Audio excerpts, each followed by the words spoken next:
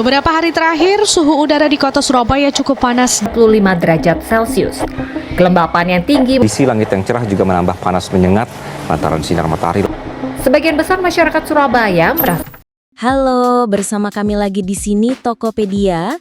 Ulasan kali ini membedah sebuah manuskrip komprehensif yang memetakan lonjakan fenomena Urban Heat Island atau UHI di Surabaya secara kronologis dari tahun 1994 hingga 2011, serta mengaitkannya dengan ancaman pemanasan global terhadap produktivitas pekerja dan ekonomi nasional. Ya, selamat datang kembali. Manuskrip ini jujur aja bikin saya cukup takjub pas pertama kali baca ya. Betul banget. Jadi tema utama yang mengalir dalam materi ini tampaknya adalah lini masa pemanasan kota. Dan kita akan langsung melihat bagaimana cara mempertajam analisis ini. Penggabungan data historis suhu permukaan dari tahun 1994, 2000, dan 2011 memerlukan transisi sebab akibat yang lebih kuat, bukan sekedar pelaporan angka yang berurutan. Nah, iya. Waktu saya lihat draftnya, secara visual tuh petanya udah sangat meyakinkan kan? Merah semua gitu ya. Benar, kita disajikan data spasial yang secara runtut nunjukin luasan anomali suhu ekstrim si Urban Heat Island ini. Di tahun 94, itu cuma sekitar 10,24% dari total wilayah. Masih lumayan ijo lah ya kota Surabaya waktu itu. Iya, masih aman. Tapi terus melompat tajam di tahun 2000, jadi 30,51%.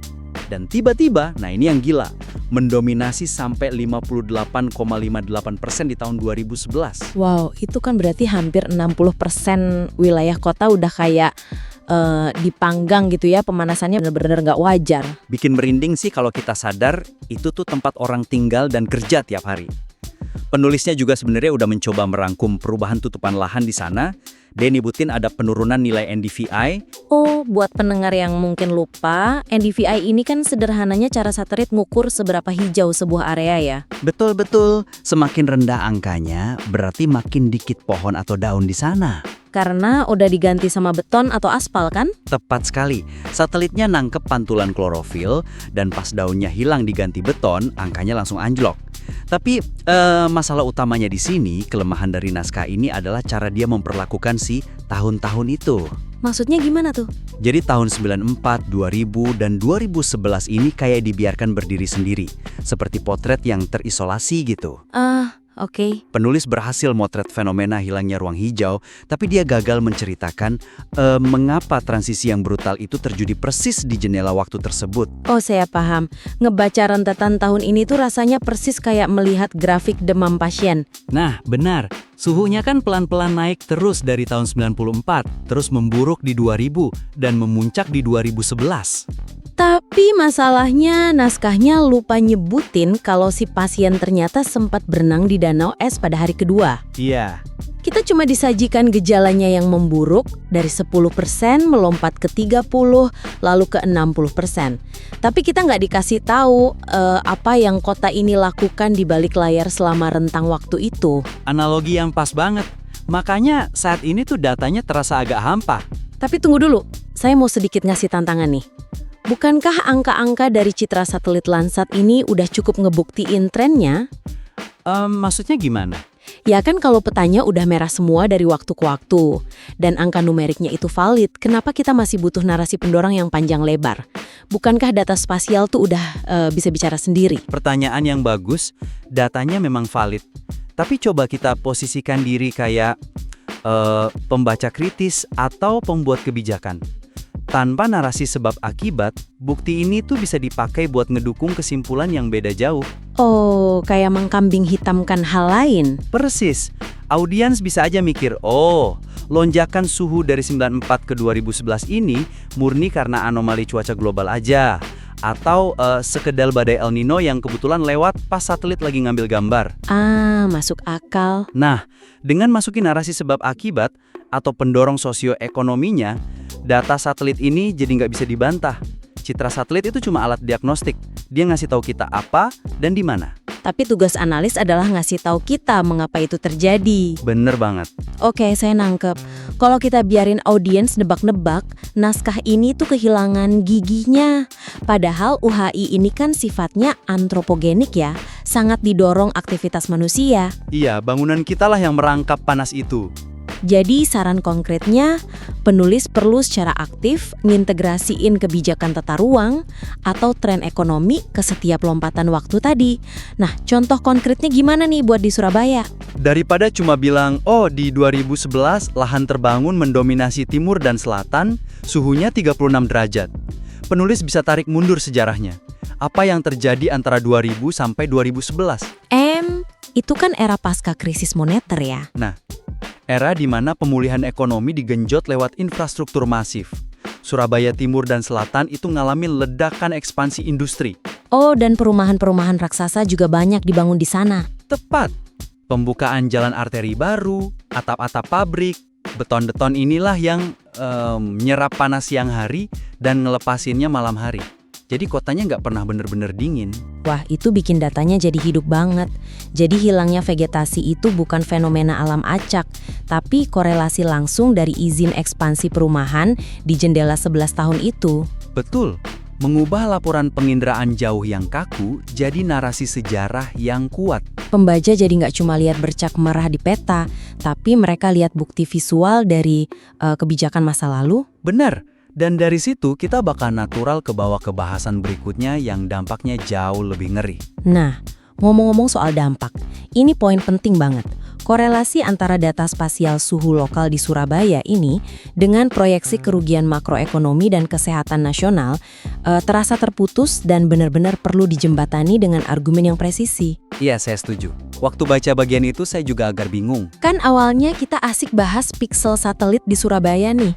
Tiba-tiba, jereng, halaman berikutnya ngebahas kerugian 112 triliun rupiah dan PDB nasional bakal turun 10% dari Menteri Keuangan. Skalanya loncat kejauhan ya? Banget.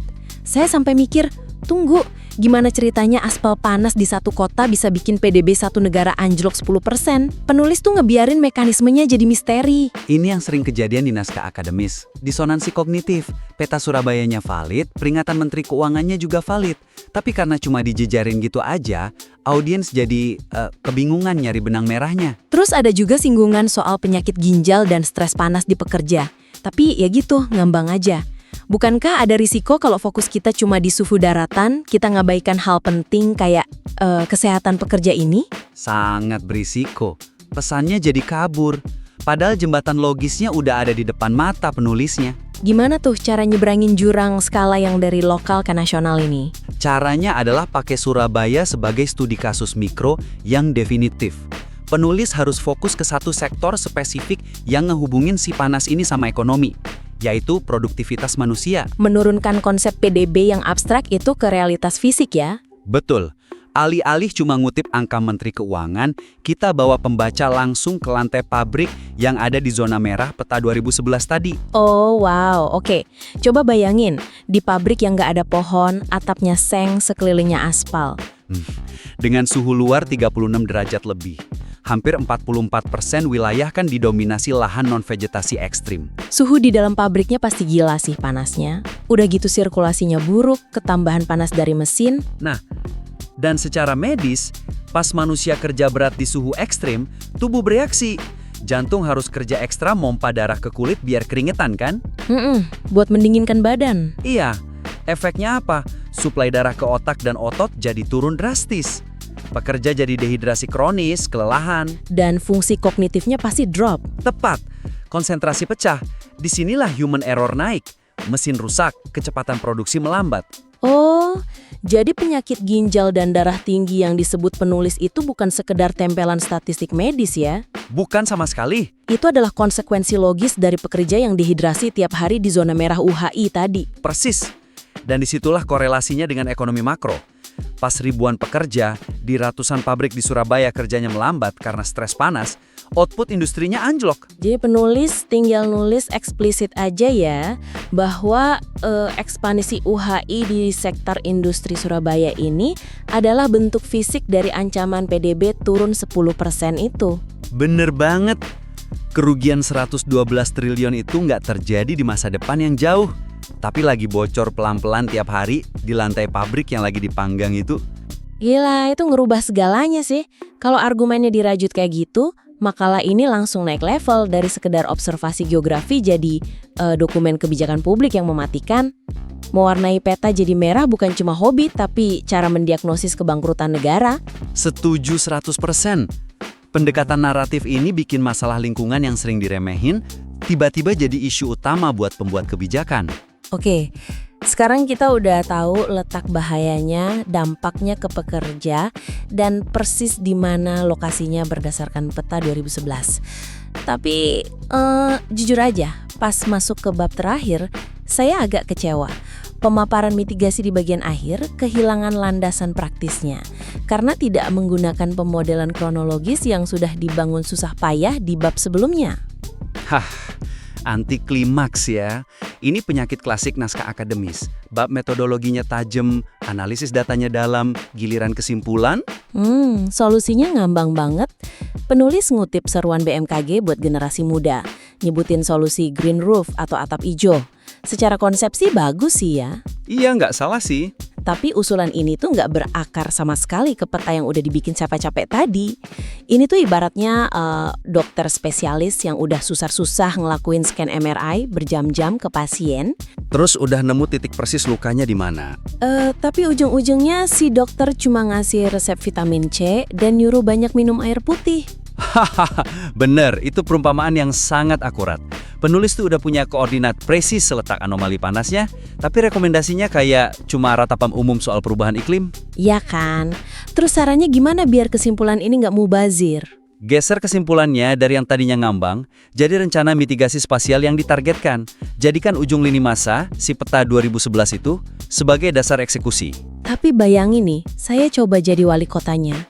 Kalau penulis menyarankan bangun atap hijau merata di seluruh kota, pasti pertanyaan pertama wali kota adalah, uangnya dari mana? Nah, anggaran pasti terbatas. Betul, kalau disebar merata dampaknya nggak berasa. Tapi apakah adil kalau kita cuma fokusin green roof di timur dan selatan aja? Utara sama pusat kan butuh dingin juga. Kalau ngomongin adil dalam mitigasi bencana, itu basisnya triase. Siapa yang lukanya paling parah, itu yang ditolong duluan. Oh, masuk akal. Peta 2011 kan udah jelas nunjukin timur dan selatan itu episentrumnya. Disitulah produktivitas pekerja paling digerogoti. Jadi penulis harus ngerekomendasiin intervensi atap hijau, khusus di zona merah tersebut. Jadi peta 2011-nya dipakai sebagai indikator zona wajib ya? Tepat. Sedikit teknis nih soal kenapa atap hijau krusial di pabrik. Bayangin atap baja ringan pabrik yang luas banget di bawah terik Surabaya. Suhunya bisa nyentuh 60 atau 70 derajat. Wah, itu sih bisa buat goreng telur di atasnya. Beneran bisa. Atap itu mancarin panas ke dalam pabrik dan mantulin panas ke udara luar. Tapi kalau diubah jadi green roof, ditanami vegetasi, tanaman itu bakal ngelakuin evapotranspirasi. Menyerap air dan melepas uap air ya? Iya, dan itu secara alami mendinginkan suhu mikro di sekitarnya sampai ke suhu normal. Mungkin sekitar 30 derajat aja. Wow, bedanya bisa setengahnya sendiri ya. Kalau atap-atap raksasa di zona industri timur dan selatan itu dikonversi, efek pendinginannya ke kota bakal masif banget, sekaligus nyelamatin nyawa pekerja di bawahnya. Tepat sekali. Jadi, di kesimpulan, penulis cukup tambahin paragraf yang tegas. Misalnya, distribusi insentif atap hijau gak bisa disebar merata. Peta 2011 ini harus dipakai sebagai landasan. 100% subsidi penanaman vertikal harus diarahkan ke klaster industri di sektor timur dan selatan. Wah, kalau digituin penutupnya jadi sangat memuaskan ya. Pembaca ngerasa perjalanan mereka dari baca Gata tahun 94, melompat ke 2000, sampai ngeliat kepungan aspal di 2011 itu nggak sia-sia sama sekali. Parsial, yaitu kita bukan sejarawan yang ngelacak suhu masa lalu cuma buat kepuasan akademis. Tapi kita merancang pelindungan nyata untuk masa depan. Oke, luar biasa pembahasannya. Jadi kalau bisa direkap dengan cepat, ada 3 langkah penting nih buat penulis. Pertama, suntikkan pendorong sosioekonomi ke dalam lini masa data satelit 94 sampai 2011 tadi, biar lompatan suhunya logis. Iya. Kedua, Jadikan pekerja pabrik di Surabaya yang kepanasan tadi sebagai jembatan fisik untuk ngejelasin ancaman penurunan PDB nasional. Dan ketiga, manfaatkan peta akhir 2011 untuk menargetkan titik presis mitigasi atap hijau. Saya benar-benar antusias nunggu penulis yang merombak draft ini. Potensinya udah bagus banget. Ya. Untuk penulis, kami sangat mengundang Anda untuk ngerevisi materi ini pakai obrolan kita hari ini sebagai panduan. Nyuntitin konteks ke angka satelit, ngehubunginnya sama nasib pekerja, itu bakal bikin karya Anda dibaca nggak cuma sama akademisi, tapi juga pembuat kebijakan. Pasti bakal ngasih dampak yang nyata banget ya. Banget! Tolong kirimkan draft terbarunya ke kami ya, karena kami pengen banget lihat hasil perubahannya. Kami akan terus membedah berbagai ide dan gagasan menarik lainnya di waktu mendatang. Terima kasih sudah mendengarkan. Jangan lupa untuk klik like dan subscribe serta tulis pendapatmu di kolom komentar.